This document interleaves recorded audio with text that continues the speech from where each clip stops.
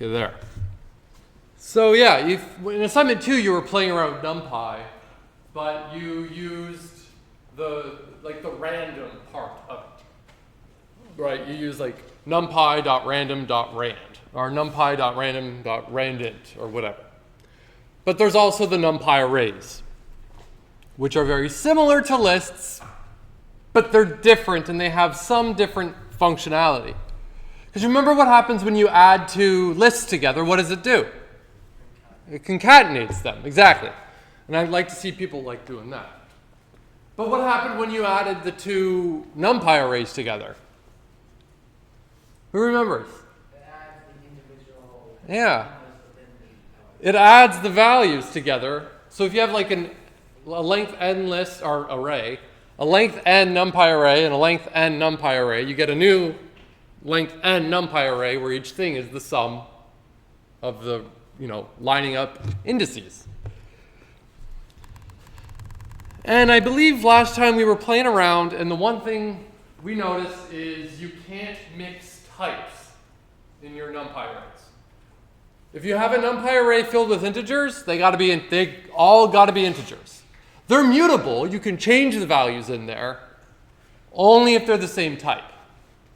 You can have a NumPy array of strings, but they all have to be strings. You can have a NumPy array of floats, but they all have to be floats. NumPy array of booleans, they all have to be booleans. You can't mix and match like you could with lists. So we played around with this. Okay. So if I go down here, I'm going to import NumPy as np. You may not remember me doing that, but last time I did that. And it gives me like a shorthand. If I watch what I mean. If I do this, and I want to create a NumPy array,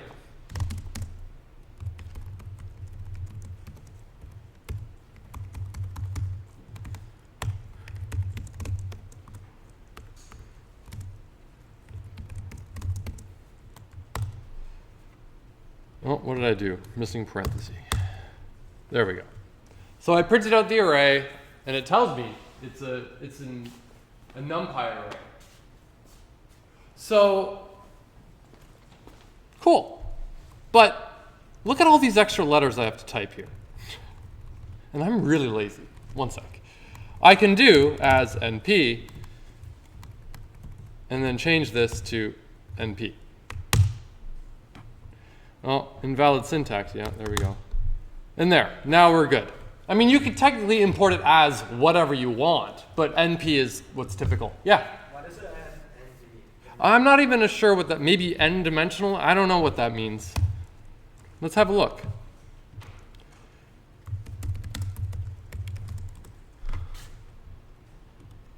N-dimensional array. Oh, you looked it up? It's just underneath the thing right now. Perfect. I guessed correctly. Wonderful. Now, you remember with strings, how if we had a string, there were a bunch of methods associated with it. And also like attributes, but we didn't really talk about attributes. But there's methods associated with the strings. We also have methods and attributes associated with these NumPy arrays. And don't worry, only crazy people would memorize all of NumPy's functions and methods and all that in there. So don't worry about that. All you need to know is there's a bunch. And if you want to know if there exists such a function or method within NumPy, just type in like NumPy blah, blah, blah, blah, blah into Google and you'll find the result. That's how that's how I do it. If you ever email me a question, is this function exist inside NumPy? I will either send you a link. Anyone ever see the link LMGT? No? No one's seen that? You've seen it? A couple people? I will do one of two things.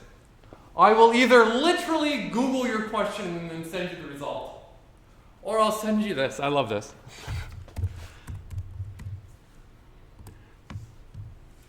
No. What? Perfect.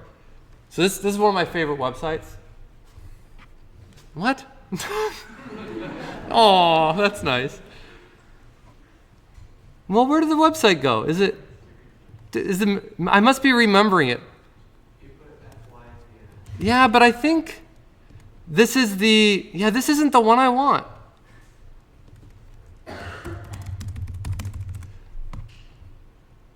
Maybe it's this one?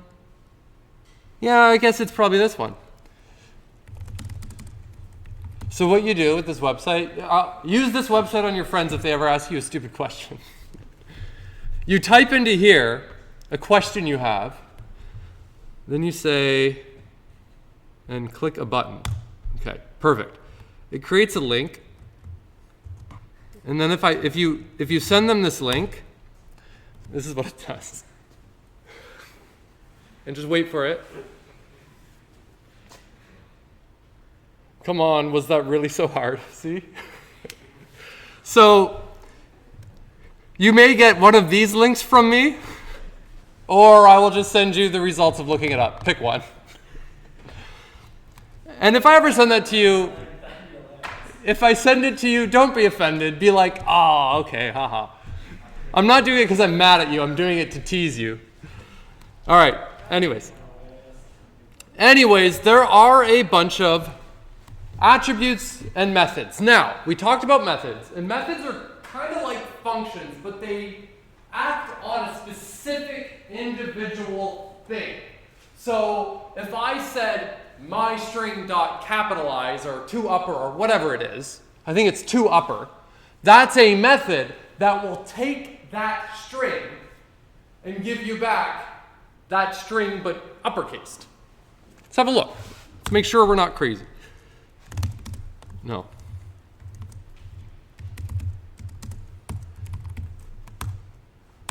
So we got this.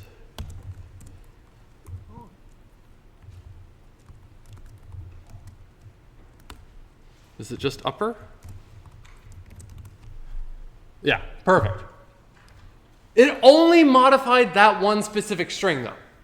Now you may be asking yourself, but why is it not just like with print? I would say print, open parenthesis, the thing I wanted to print out, close parenthesis. Why is this not like that? Why is it not upper, open parenthesis, the string you want to uppercase, close parenthesis? Why is it different? The answer is because. It just is. We'll learn a lot more about the intricacies of this a little later. But like I was saying on Friday, don't think to yourself, I'm going to need to memorize which things in Python are methods and functions. And all of the things that are important, you will pick up pretty quickly. All the things that aren't important, Google exists. And it'll help you out. Honestly, half the time, I really don't know. Sometimes it's like, oh, okay, well, this NumPy thing, that is a method. But this one, no, it's actually from the module, and it's actually just a function. And it just depends. It just depends on how things were designed. But someone, somewhere, designed it such that it works this way. Now, NumPy has methods as well. If I said ASD dot, and we can see all of these things here. For example, max. If I do this, it gives us back 5. That's a method. Now, if I told you to write a program to give me back the maximum value, I'm going to want you to do a linear search to find the maximum value, not just use this method, because this is kind of skipping the point. But, here's another cool one that a lot of people don't make use of. I mean, open up Colab and make a NumPy array and then type dot and then look at them all. There are a lot. So I said max. Okay, let's call max. And it's 15 now. Makes sense, right? The biggest value in that array is 15. Any idea what argmax is? What is that giving me? I want to say it's index. It's exactly what it is.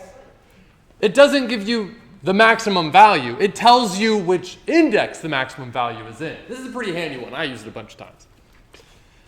But in addition to methods, we also have things called like attributes or properties or whatever. There's a couple of different names. But these are just basically variables that store information about that specific thing. So if I have a method, that's like a function, but I'm telling like a specific thing to do that method. If I have an attribute, it's an attribute that belongs to the specific NumPy array. Let's pretend all of you in here, and NumPy arrays are objects, okay?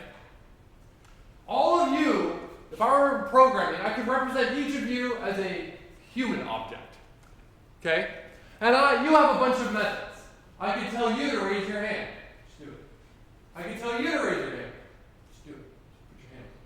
And then you. There. See, look. But I only told 3 of the individuals to do it. But when I told that one specific individual, they did it. And similarly with attributes, if I ask you, what's your first name? You. Yeah, you. Emily? And what's your first name? Simon. What's your first name? Hayden.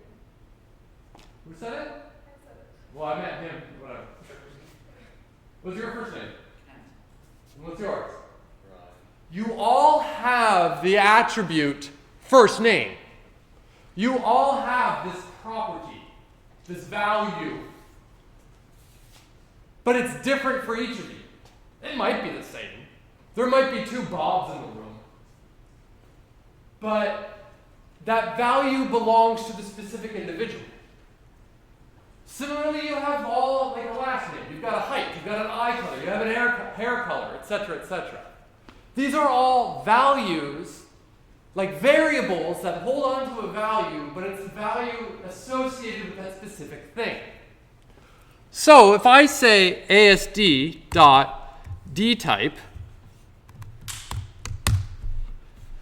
it tells me it's an int 64. It's a fancy way of saying it's an integer. Okay? Notice that it actually didn't have parentheses. If I put parentheses there, it's going to be mad. It's going to say, what's it going to say?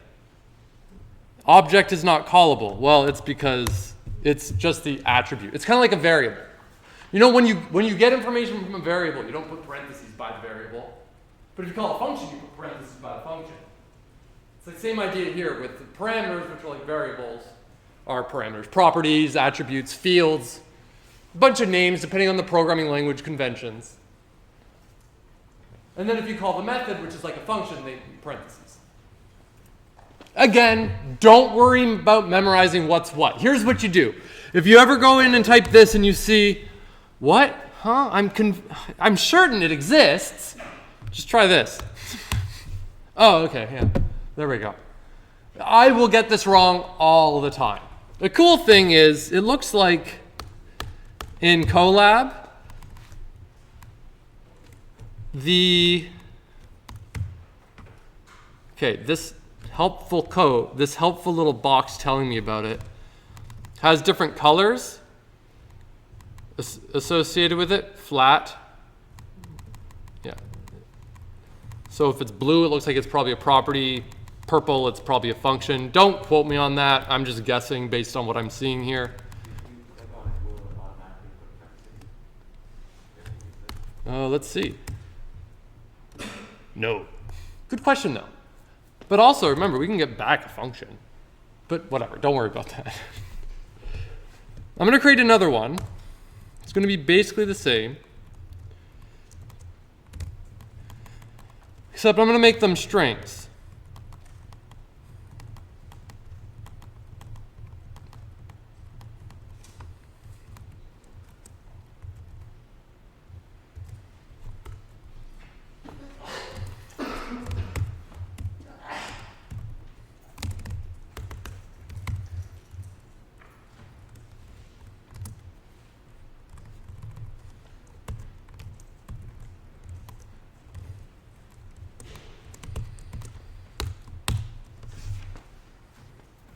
Well, the first one is integer. right? Because I said ASD, tell me the data type. Tell me what the type of the thing is inside of U. And it's saying integer. Here, it's saying U2. Well, it's the strings. I'm pretty sure the U means Unicode. I never actually looked it up. I just go like, okay, that's like the string one. Someone look that one up. What is U? I'm guessing it's Unicode. You tell me if I'm right or wrong. It's U2 specifically. Ooh. So you'll notice that when I asked ASD what its type was, it told me. And then when I asked QWE, it told me its type. But they're different. They are both Numpy arrays. They are both Numpy array objects. They both have the attribute, field, property, whatever we want to call it, D type. But the value associated with them happen to differ. And that's what we would want. Because one of them has the D type integer and the other one doesn't. Did you find it? Unicode. Oh, ho, ho, look at that. 2 for 2. 2 for 2. Unicode, don't worry about it. Doesn't matter right now. Remember I showed you ASCII? Raise your hand if you remember that. No? So a long, long time ago, we needed an encoding for like strings and stuff, characters. Oh my gosh.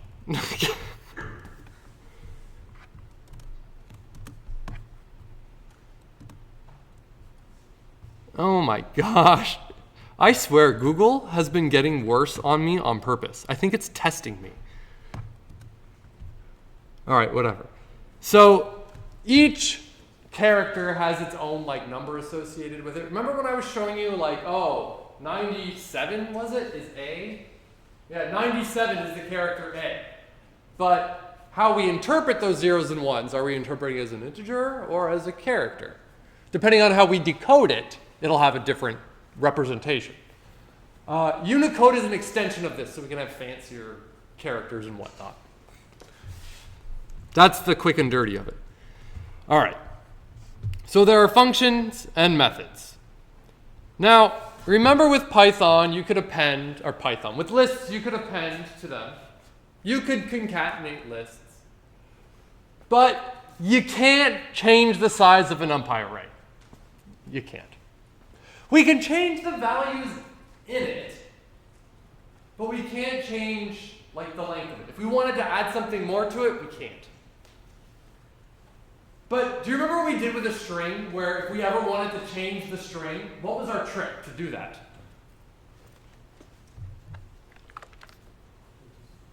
Come on, you don't remember? No? Oh. If we ever wanted to modify a string, well, we couldn't, right? We were stuck. The strings we can't change. But what we could do was make a new string based on the information in the old string, and then we could also add more information and then assign it to a variable and we're good to go. So what we could do with Numpy arrays is make a new one, copy over the contents of the old one, and then add the other stuff we want.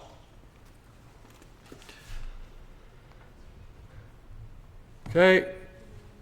There is a handy way to do it for us with a function. This is an example of a function, not a method. Can anyone try to guess why? I know you're likely not going to.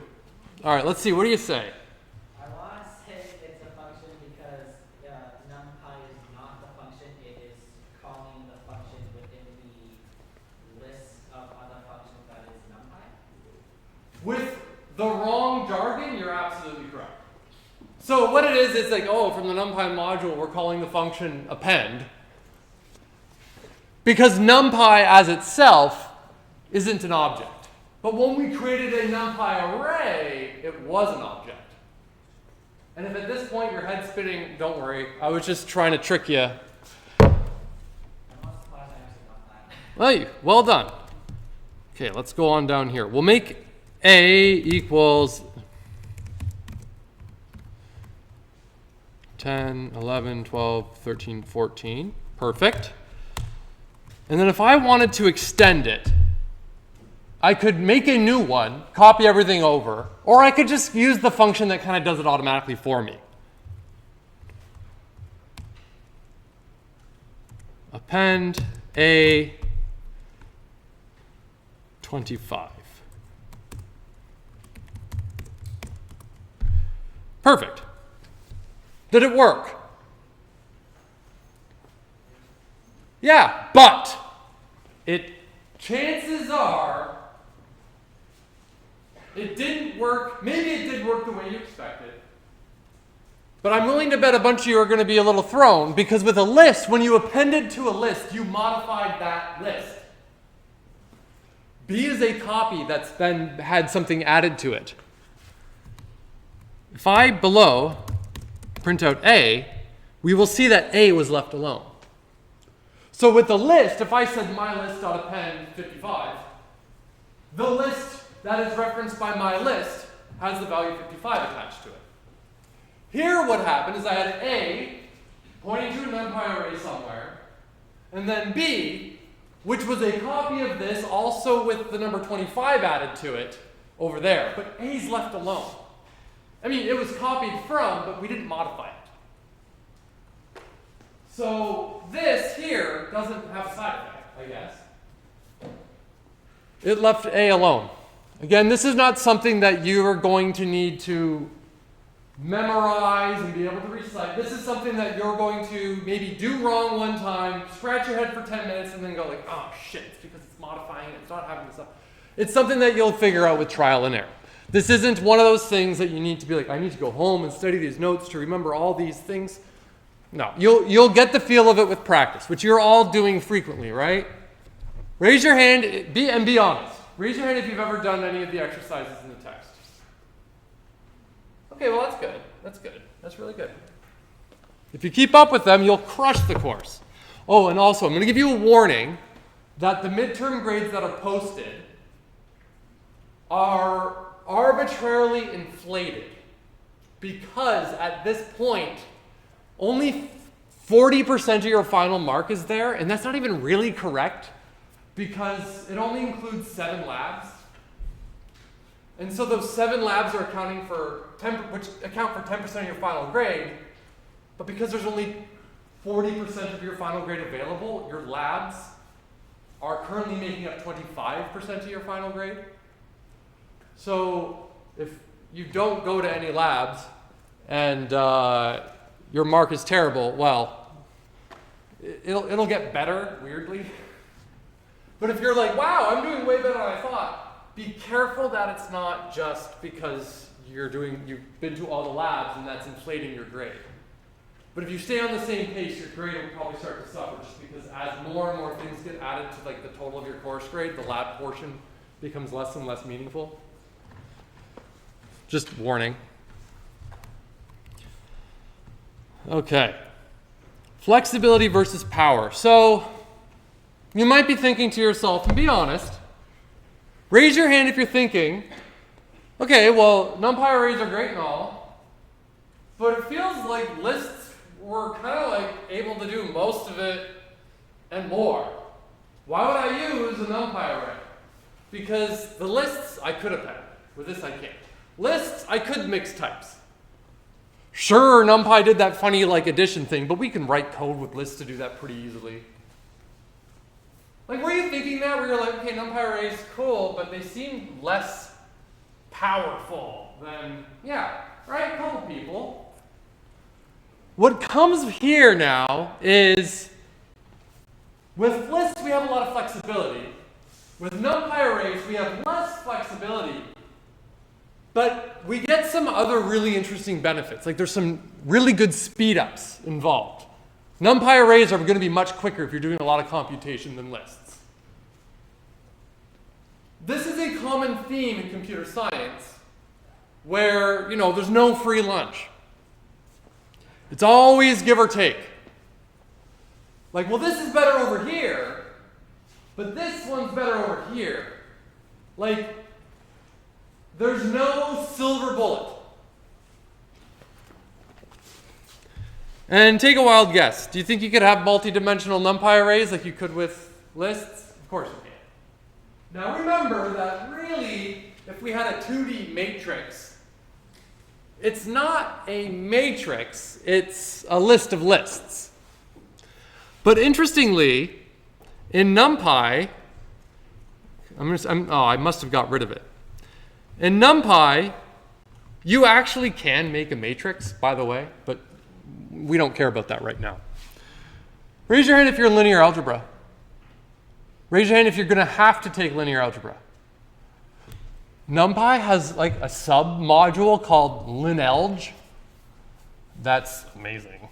So FYI, if you're comfortable with Python and you're like, oh, this is hard, I don't know. Use Python, see if it helps you out, see if it helps you learn. FYI. Okay. Higher dimensions, yeah. We'll skip this activity. Starting points. Sometimes it might be the case that, like, if I was making a list of lists, no.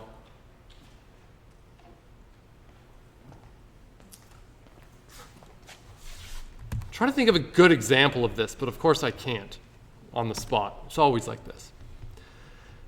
Sometimes what I might have is, let's say there's 10 people running a race, and they each have a lane, 0 through 9.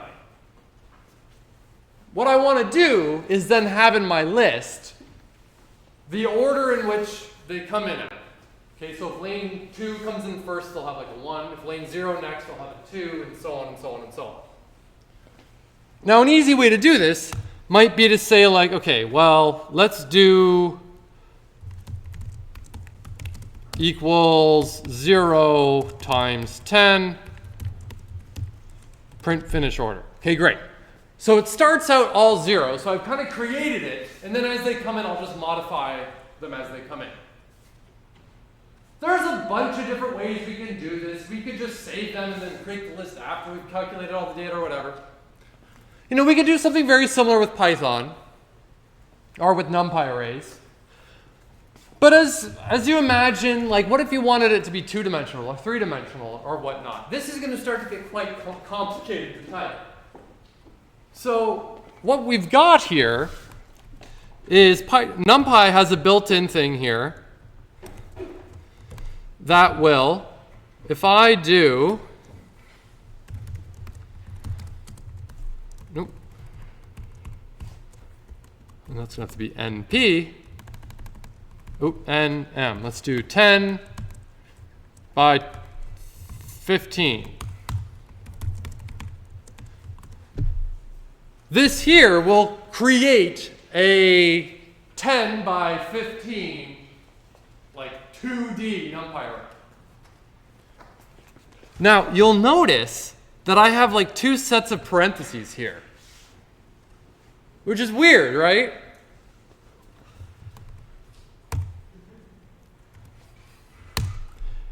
Whoa. And now I put 3, so now I have a 3-dimensional one, and I could just keep going and going and going, keep adding dimensions to this NumPy array. But yeah, you'll notice that we've got this set of parentheses around my 2 values, the 10 by 15. Should follow good formatting. That's because what I'm actually passing to this function is a tuple, which is kind of like a list, but it's even less interesting. But we'll talk about tuples, I think, at the very beginning of the next set of the next topic. But it's a way that I can, like, a tuple's a really handy, easy way to package a lot of information in one thing that I can just move around. Kind of like a list, but tuples are even more lightweight. So here I can pass in one thing to this function, but that one thing has multiple values within it that I can access, just like lists and whatnot as well.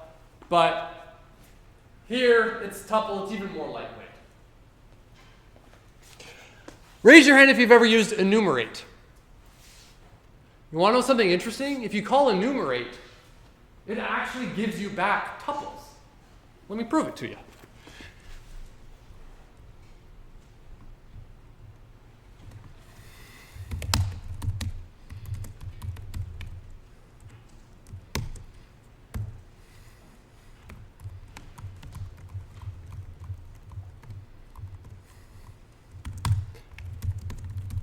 So remember, whoa.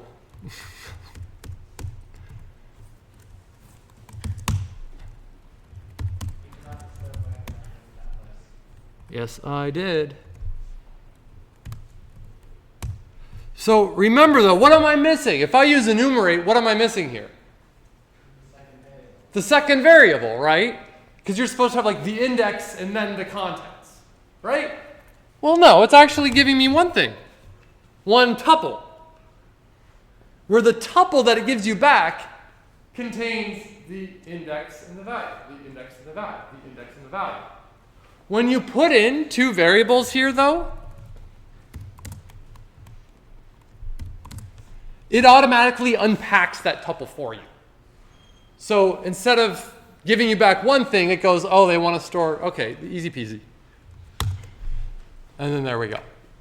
So just a neat little FYI. So if NumPy zeros gives me back like an n by m thing, who wants to take a wild guess as to what NumPy.ones does? What? Let's test it. And first of all, let's make this square. Oh, wow, who would have thought? Now here's the real quiz. Anyone want to take a wild guess what I does? Oop. NumPy.I. Oop. This one's always fun. What is this going to be? What is it going to give me?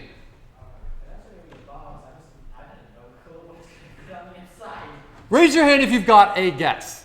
And you could be wrong, but okay, what are you going to guess? Yeah. You think it's going to be the word I? Interesting. Raise your hand if you agree with him. Okay. Raise your hand if you've got another idea, but you haven't checked it, and so you're not cheating. What do you think? A bunch of googly eyes. A bunch of googly eyes. I wish. All right, let's see what happens. No, what did I do wrong? Oh, probably only wants one value.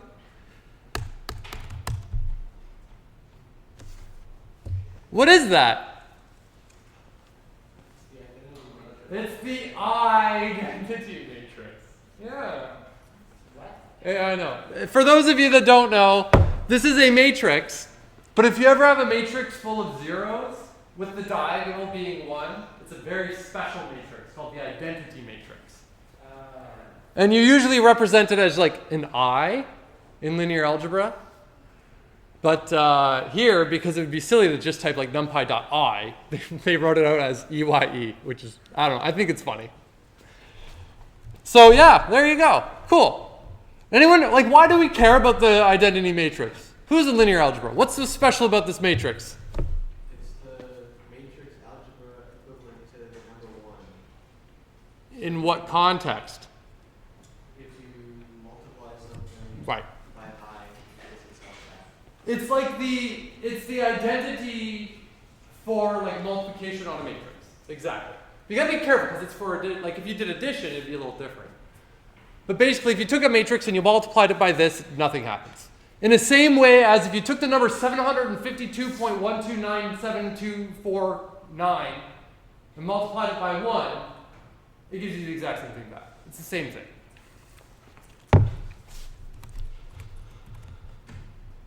You can do slicing on arrays just like you could with lists. But I'm going to, you have to be careful with indexing in NumPy arrays. Because you know how I could get, like if I wanted to index like 0, does this make sense to you? If I said something at index 0, it gives me back the 0th thing, which happens to be that list. Or pardon me, that NumPy array, right? And then if I say 0, 0, we get 1. Cool.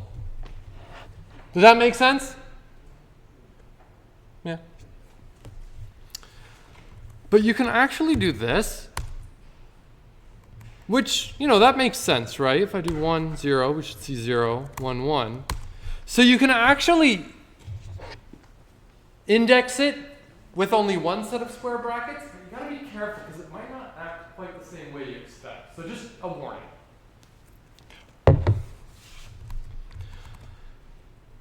Okay, slicing. For loops.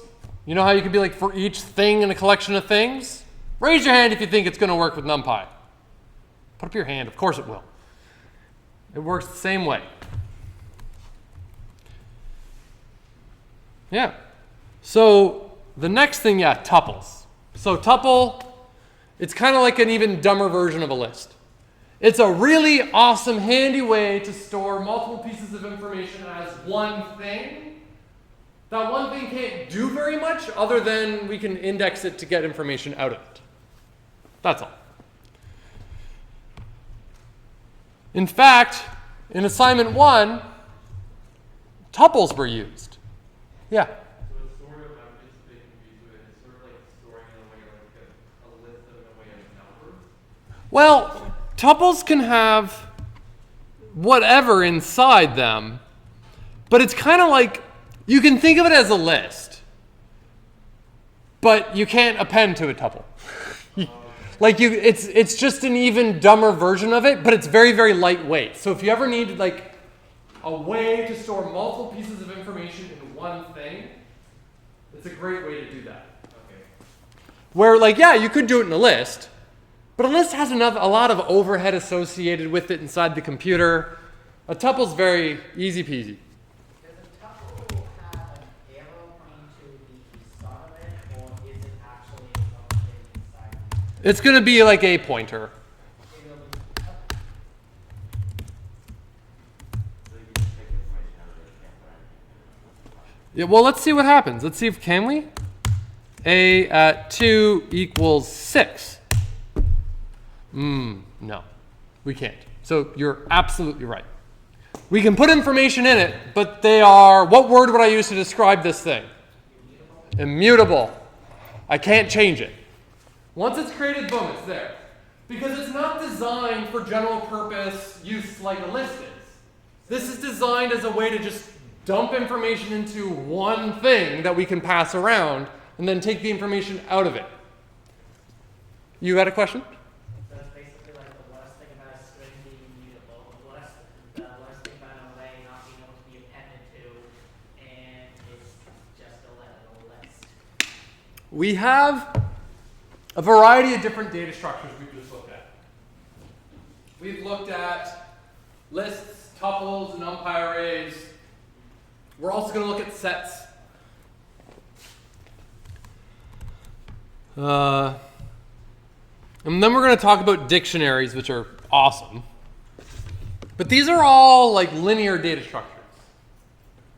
There are a lot of linear data structures. But these linear data structures all have slightly different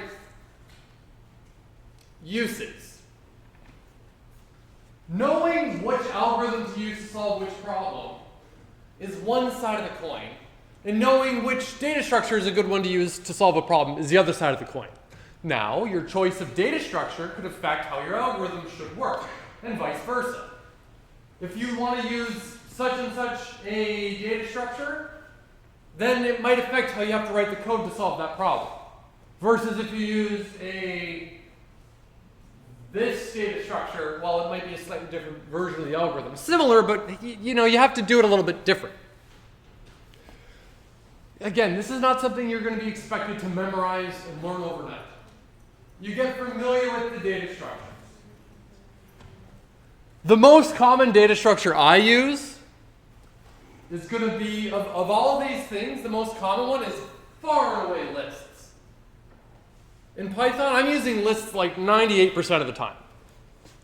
90% of the time. Next, I'll be using Numpy Arrays. Tuples I don't really ever use except for when Python just gives me tuples.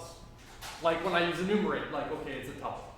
If you ever have a function that returns multiple values, has he ever done that yet? No? You could write a function that returns multiple values.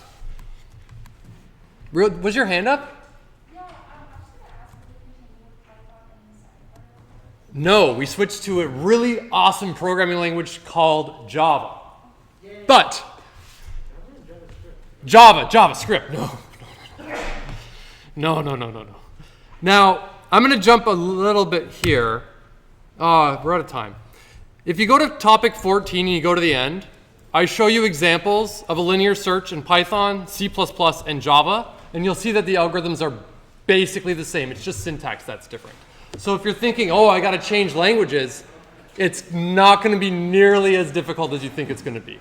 Now, there are some languages that are different, like that. That's a linear search in Haskell, which looks much different than the other ones. Anyways, I'll see you later.